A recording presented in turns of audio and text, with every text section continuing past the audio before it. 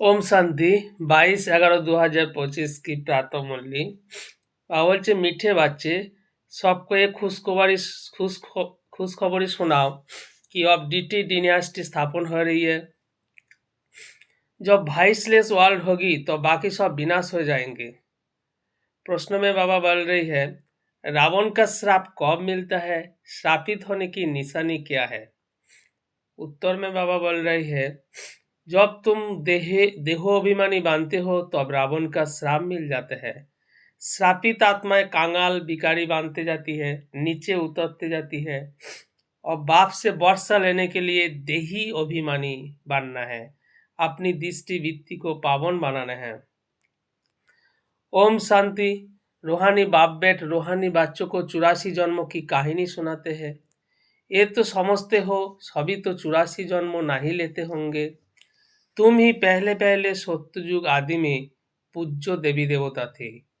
भारत में पहले पूज्य देवी देवता धर्मों का ही राज्य था। लक्ष्मी नारायण का राज्य था तो जरूर डिनाइस्टी होगी। राजाई घराने के मित्र संबंधी भी होंगे, पूजा भी होगी। ये जैसे एक कहानी है। 5000 बरस पहले भी इनका राज्य था, ये स्मृति में लाते हैं। भारत में आदि सनातन देवी देवता धर्मों का राज्य था। ये बेहद का बाप बेट समझाते हैं, जिसको ही नॉलेजफुल कहा जाता है। नॉलेज किस चीज की? मनुष्य समझते हैं वो सबके अंदर को कर्म विकर्म को जानने वाला है, परंतु अभी बाप समझाते हैं हर एक आत्मा को अपना अपना पार्ट मिला हुआ है।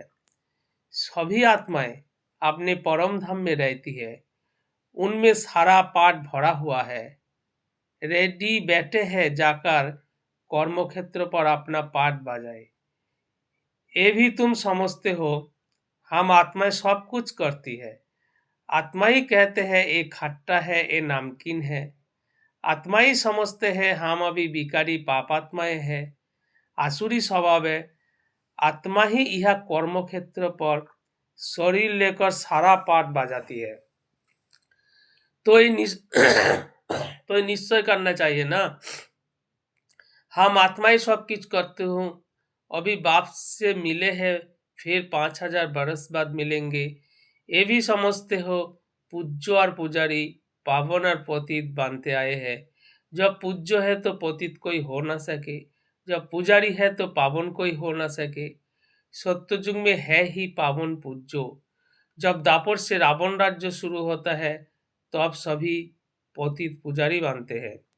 शिव बाबा कहते हैं, देखो शंकराचार्य भी मेरी पुजारी है, मेरे को पूजते हैं ना। शिव का चित्र कोई के पास हीरे का, कोई के पास सोने का, कोई के पास चांदी का होता है। अब जो पूजा करते हैं उस पुजारी को पूज्य तो कह नहीं सकते। सारी दुनिया में इस समय पूज्य एक भी हो नहीं सकता। पूज्य पवित्र होते हैं फिर अपवित्र बनते हैं। पवित्र होते हैं नई दुनिया में, पवित्र ही पूजे जाते हैं। जैसे कुमारी जब पवित्र है तो पूजने लायक है, अपवित्र बनती है तो फिर सबके आगे सिर झुकाना पड़ता है। पूजा की कितनी सामग्री है। कहा भी प्रदर्शनी म्यूजियम आदि खोलते हो तो ऊपर में त्रिमूर्ति शिव जरूर चाहिए, नीचे में ये लक्ष्मी नारायण एम ऑब्जेक्ट। हम ये पूज्य देवी देवता धर्म की स्थापना कर रहे हैं, वह फिर कोई और धर्म नहीं रहता। तुम समझा सकते हो प्रदर्शनी में तो भाषण आदि कर नहीं सकेंगे, समझाने के लिए फिर अलग प्रबंध होना चाहिए। मुख्य बात ही ये है हम भारतवासियों को खुशखबरी सुनाते हैं, हमें राज्य स्थापन कर रहे हैं। ये डीटी डिनास्टी थी, अब नहीं है, फिर से इनकी स्थापना होती है और सब विनाश हो जाएंगे। सत्ययुग में जब ये एक धर्म था तो अनेक धर्म थे नहीं। अब ये अनेक धर्म मिलकर एक हो जाए वो तो हो ना सके। वो आते ही है एक दो के पिछाड़ी है और वृद्धि को पाते रहते हैं। पहला आदि सनातन देवी देवता धर्म प्राय लोप है, कोई भी नहीं जो अपने को देवी देवता धर्म का कहला सके। इनको कहा ही जाता है भिसियास वर्ल्ड। तुम कह सकते हो हम आपको खुशखबरी सुनाते हैं, शिव बाबा 22 वर्ष स्थापन कर रहे हैं। हम प्रजापिता ब्रह्मा की संतान ब्रह्मा कुमार कुमारियाँ है ना। पहले पहले तो हम भाई भाई है, फिर रचना होती है तो जरूर भाई बहन होंगे। सब कहते हैं बाबा हम आपके बच्चे हैं, तो भाई बहन की क्रिमिनल आई जा ना सके। ये अंतिम जन्म पवित्र बनना है, तभी पवित्र विश्व के मालिक बन सकेंगे। तुम जानते हो गति सदगति दाता है ही एक बाप। पुरानी दुनिया बदल कर जरूर नई दुनिया स्थापन होनी है, वो तो भगवान ही करेंगे। अब वो नई दुनिया कैसे क्रिएट करते हैं तुम बच्चे ही जानते हो। अभी पुरानी दुनिया भी है, ये कोई खलास नहीं हुई है। चित्र में भी है ब्रह्मा द्वारा स्थापना। इनका ये बहुत जन्म का अंत का जन्म है। ब्रह्मा की जोड़ी नहीं, ब्रह्मा की तो एडॉप्शन है। समझाने की बड़ी जुक्ति चाहिए। शिव बाबा ब्रह्मा में प्रवेश कर हमको अपना बनाते हैं। शरीर में प्रवेश करे तब तो कहे हे आत्मा तुम मेरे बच्चे हो। आत्माएं तो है ही, फिर ब्रह्मा द्वारा सृष्टि रची जाएगी तो जरूर ब्रह्मा कुमार कुमारियां होंगे ना। तो भाई बहन हो गए, दूसरी दृष्टि निकल जाती है। हम शिव बाबा से पावन बनने का वर्षा लेते हैं, रावण से हमको श्राप मिलता है। अभी हम देही अभिमानी बनते हैं तो बाप से वर्षा मिलता है। देहो अभिमानी बनने से रावण का श्राप मिलता है। श्राप मिलने से नीचे उतरते जाते हैं। अभी भारत श्रापित है ना। भारत को इतना कांगाल भिखारी किसने बनाया? कोई का तो श्राप है ना। ये है रावण रूपी माया का श्राप। हर वर्ष रावण को जलाते हैं तो जरूर दुश्मन है ना। धर्म धर्म में ही ताकत होती है। अभी हम देवी देवता धर्म के मानते हैं, बाकी नए धर्म की स्थापना करने बाबा नए धर्म की स्थापना करने निमित्त है। कितनी ताकत वाला धर्म स्थापन करते हैं। हम बाबा से ताकत लेते हैं, सारे विश्व पर विजय पाते हैं। याद की यात्रा से ही ताकत मिलती है और विकर्म विनाश होते हैं। तो ये भी एक भीति लिख देना चाहिए। हम खुशखबरी सुनाते हैं, अब इस धर्म की स्थापना हो रही है जिसको ही हेवन व स्वर्ग कहते हैं। ऐसे बड़े बड़े अक्षर में लिख दो। बाबा राय देते हैं सबसे मुख्य है ये। अब ये आदि सनातन देवी देवता धर्म की स्थापना हो रही है। प्रजापिता ब्रह्मा भी बैठा है। हम प्रजापिता ब्रह्मा कुमार कुमारिया श्रीमत पर एक कार्य कर रहे हैं। ब्रह्मा की मौत नहीं, श्रीमत है ही परमपिता परमात्मा शिव की, जो सबका बाप है। बाप ही एक धर्म की स्थापना अनेक धर्म का विनाश करते हैं। राजयोग सिख ये बांधते हैं, ये हम भी ये बन रहे हैं।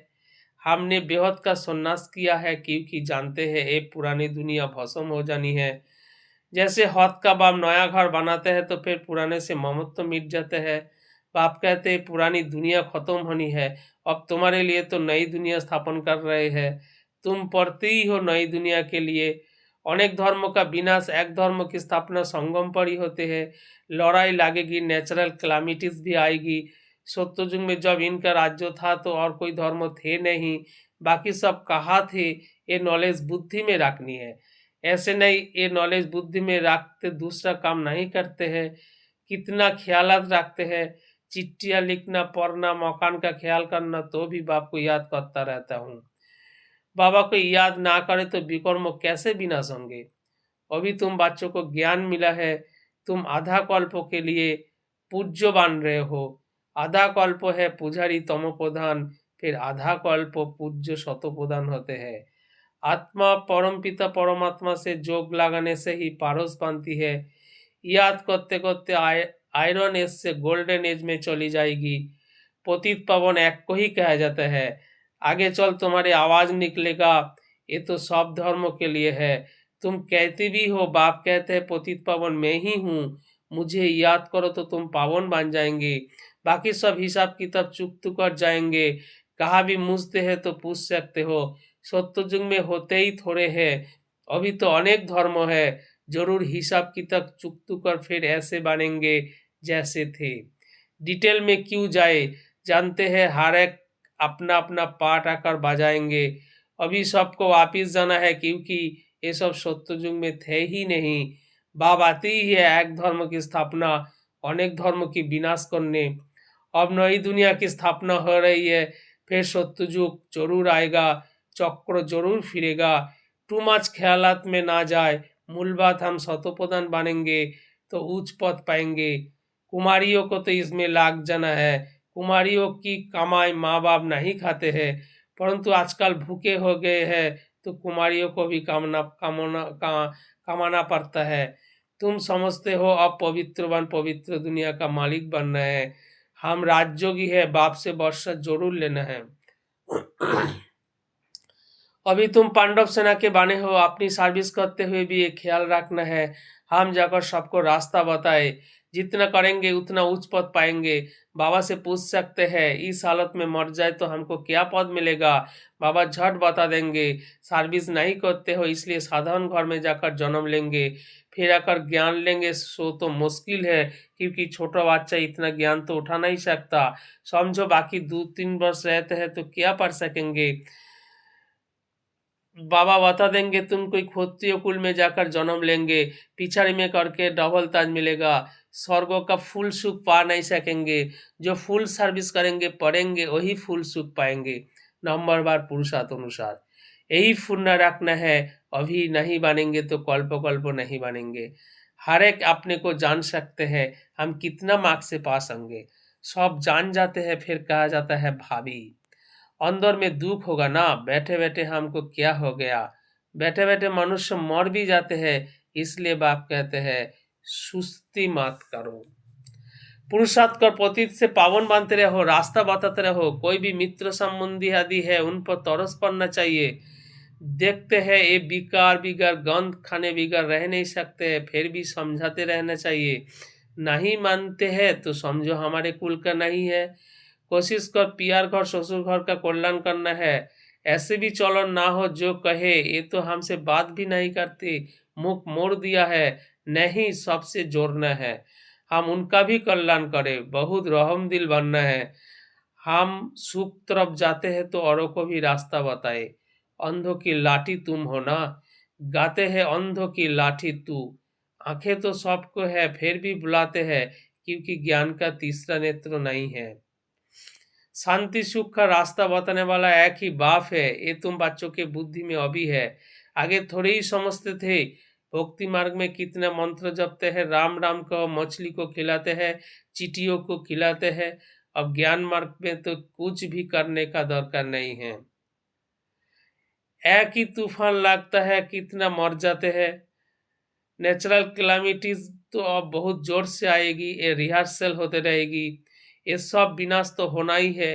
अंदर में आते हैं अब हम स्वर्ग में जाएंगे, वहाँ अपने फर्स्ट क्लास माहौल बनाएंगे, जैसे कल्पों पहले बनाए थे बनाएंगे। फिर भी वही जो कल्पों पहले बनाया होगा उस समय वो बुद्धि में आ जाएगी, उसका ख्याल आप क्यों करे। इससे तो बाप की याद में रहे, याद की यात्रा को नहीं भूलो।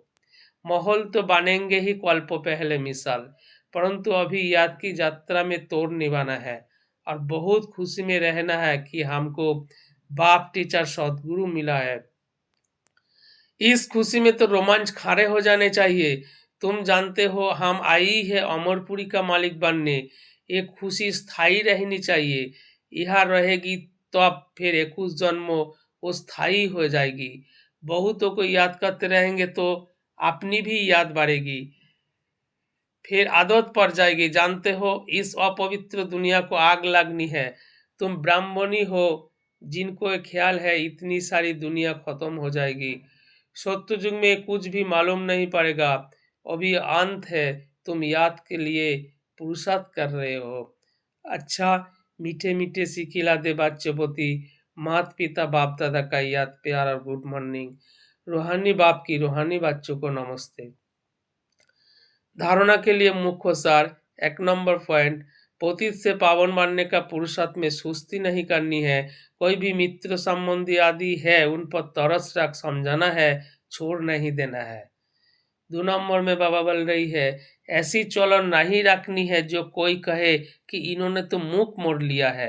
रहम दिलवान, सबका कल्याण करना है और सब ख्यालात छोड़ एक बाप की याद में रहना है।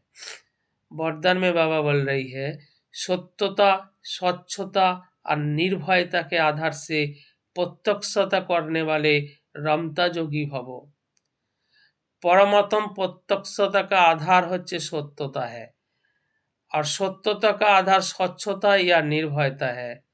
यदि किसी भी प्रकार का अस्वच्छता अर्थात सच्चाई सफाई की कमी है या अपने ही तमोगुणी संस्कारों पर विजयी बनने में, संस्कार मिलाने या विश्व सेवा के क्षेत्रों में अपने सिद्धांतों को सिद्ध करने में भय है तो प्रत्यक्षता नहीं हो सकती। इसलिए सत्यता और निर्भयता को धारण कर एक ही धुन में मस्त रहने वाले रमता जोगी सहज राजयोगी बनो तो सहज ही अंतिम प्रत्यक्षता होगी। स्लोगन में बाबा बोल रही है, बेहद की दृष्टि वृत्ति ही यूनिटी का आधार है, इसलिए हद में नहीं आओ। अव्यक्त इशारे अशरीरी व विदेही स्थिति का अभ्यास बढ़ाओ। अशरीरी बनना वायरलेस सेट है, वॉइसलेस बनना ही वायरलेस सेट की सेटिंग है। जरा भी अंश के भी अंश मात्र विकार वायरलेस सेट को बेकार कर देगा। इसलिए अब कर्म बंधनी से कर्मयोगी बनो। अनेक बंधनों से मुक्त एक बाप के संबंध में समझो तो सदा एवर रेडी रहेंगे। चेक करो अंदर कोई भी विकार छिपा हुआ तो नहीं है। ओम शांति।